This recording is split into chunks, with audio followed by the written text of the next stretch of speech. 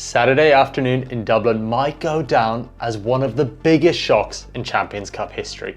The Northampton Saints, written off, down several key players and facing a star-studded Leinster side at the Aviva Stadium, produced a staggering 37-34 victory to book their spot in the Investec Champions Cup Final for this season. Yes, the Saints. The same Saints who came in as 21-point underdogs with the bookies. The same Saints who were supposed to be nothing more than cannon fodder for a Leinster juggernaut packed with internationals. But what unfolded was anything but predictable.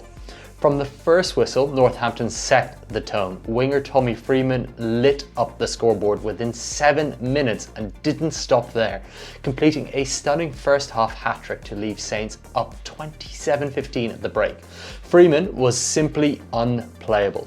Every touch was dangerous. Every run asked questions. Leinster had zero answers for him on the day. But this wasn't a one-man show. Alex Mitchell and Finn Smith controlled the tempo brilliantly at halfback, blending crisp tactical kicking with a ferocious up-tempo attack when opportunities presented themselves. Henry Pollock, still just 20 years old, showed why he's being tipped as a Lions bolter this year. He finished second on the tackle charts with 19, forced turnovers and capped his display with a superb solo try. This kid isn't just a future star, he's already a game changer on the biggest stage for the Saints and England. Northampton's game plan was smart and ruthless. Let Leinster have the ball? Sure, but force them into unpredictable patterns? Absolutely. Time and again, Leinster reverted to one-out runners or their familiar loop plays, and the Saints' defence simply soaked it all up. When they had the ball, Saints were surgical. Just 87 carries on the day, but wave after wave made massive meters. They drew in Leinster's blitz defence with patient phase play before exploiting the space out wide. Smart crossfield kicks, sharp hands, mismatches in the wide channels. It was a masterclass in exposing the rigid Jacques Nienaber system. For Leinster, this defeat will cut deep, you have to feel. That's now 7 seasons without a Champions Cup title, and this one has to sting the most. Once again, in our opinion, the decision to rest players before a semi-final backfired. Once again, their attack looked one-dimensional when they most needed it, especially when their pack wasn't dominant. With Jamison Gibson-Park and Sam Prendergast unable to spark anything for sustained periods. For Leinster, the performance was eerily similar to last year's final against Toulouse, where they had a fly half who the defence simply were not worried about as a running threat. Last season, it was Ross Byrne who the Toulouse defenders simply slid across, instead rather focusing on his potential receivers and hitting them behind the game line. In Prendergast, Leinster have a seriously talented, albeit very raw fly half, who has shown an ability to run when his pack are dominant, i.e. against the Bristol Bears earlier this season. But he does have a tendency to sit deep in the pocket and not threaten the line when his side are matched physically. Defensively, his 5 missed tackles really cost Leinster, with 2 in particular being the catalyst for Saints' long-range tries. For the second Freeman try and the Pollock score, of course. Technically, there is work to be done for him to be more confident in this area, but in reality, as a former strength and conditioning coach myself, I think he would benefit greatly from a sustained couple of off seasons to not only add about 5 kilograms of bulk, but perhaps focus on range of motion to ensure that he avoids injuries in contact, as at the moment, he's absorbing every hit and being flattened when he gets into position. Whilst the argument will likely be made that players like Ronan O'Gara got through a career with bravery, not dominance in contact, in the modern game, being a clear liability in this area simply is not sustainable.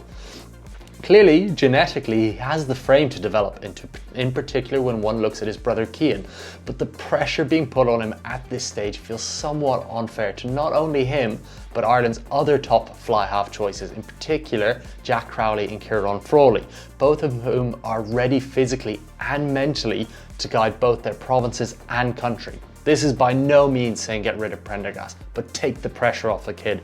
Whilst there's little doubt that he has bundles of potential, we feel Ireland and Leinster would have been better served focusing on developing Jack Crowley and Kieran Frawley over this season and then sprinkling in Prendergast on the upcoming summer tour and off the bench in next season's Six Nations.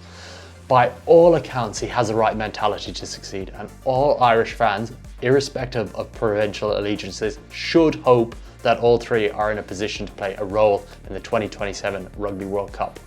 Irish fans, who do you think should be Ireland's fly half for the next few seasons heading into the World Cup? Let us know your thoughts in the comments section below. The big question now for Leinster is, where do they go from here? With La Rochelle off the boil this season, Toulouse riddled with injury, and this season shaped up as their best chance in years. This missed opportunity could haunt them for a long time. Leo Cullen has brought stability to the province, but could this be a similar situation to England after the Rugby World Cup in 2015, where Stuart Lancaster had done a brilliant job leading up to that tournament, but they then came off the boil and needed that extra edge of an Eddie Jones to take them to the next level? Of course, I'm not suggesting Jones, but could a character of, say, Michael Cheika, if available, or perhaps Dave Rennie, be an option to get them over the hump? On a side note, I was going to suggest Ronan O'Gara, but as a proud Cork man myself, that hurts too much to even think about. At this stage, there is a clear psychological gap in Leinster's development as a squad, and for Irish fans as a whole, this should be concerning given they continually supply the bulk of the squad. Whilst there's simply no doubting the quality of players in the Leinster squad, could this result perhaps force Irish rugby as a whole into a rethink on their selections? Should Andy Farrell step back somewhat from his pursuit of provincial cohesion, transferring onto the international stage, and rather look for different characters to inject into the squad? Right now, players like Jacob Stockdale, Cormac Izuchukwu, Scott Wilson, Craig Casey, Jack Crowley, Hugh Gavin, Jude Postlewaite, and several other young options from the other three provinces could offer some fresh blood and reignite the squad if backed with consistent game time. Thursday's Lions announcement will be fascinating. Could Farrell take his senior charges for one last hurrah, or will we see some previous certainties miss out based on these performances? Let us know your thoughts in the comments below. Meanwhile, away from Lions talk, Union Bordeaux-Bègles made their statement, steamrolling defending champions Toulouse 35-18 to set up a blockbuster final in Cardiff on May 24th. Led by the electric pairing of Maxime Lucu and Matthieu Jalibert, Bordeaux combined flair with power. Pete Samu's length of the field try lit the fuse early, and from there it was a highlight reel for Bordeaux. Louis Bielle-Biarrey continued his scoring spree, and Bordeaux's forwards more than handled Toulouse in the contact zones, and ultimately, for us, they outlasted Toulouse, and that's where they ended up getting that main advantage. Despite a brief second half wobble and a yellow card, Bordeaux never really looked that rattled. They reclaimed control with Bocan and Tameifuna sealing the deal. Unfortunately for Bordeaux, star winger Damien Penaud departed with what appeared to be an ankle injury, which, if serious, will be a major blow for UBB in terms of competing for both the top 14 and the Champions Cup titles, as they will need all their stars on deck to win the double. Diving into our stat kings for this week, we're going to start off, of course, with the Leinster versus Northampton clash. As touched upon above, Henry Pollock was a monster for the Saints, with his 19 tackles being second only to his second row Alex Coles, who finished on 20. Pollock's 6 carries for 56 metres is a fantastic stat line, albeit the bulk of his metres did come from that incredible solo try where he rounded Prendergast on the left-hand touchline to race away.